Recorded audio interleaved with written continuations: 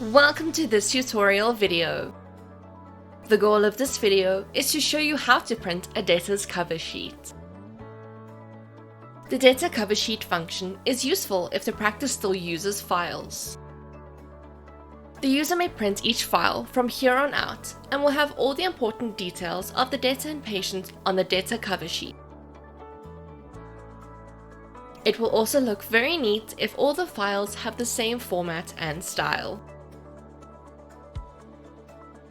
From the diary screen, click on the desired debtor.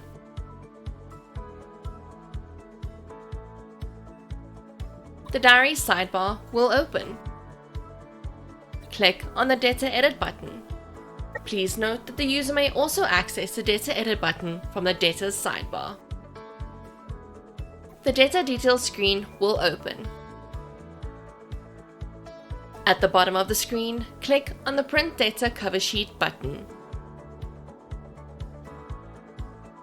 The debtor cover sheet will download, depending on the user's internet browser, at the bottom of the screen as a PDF document.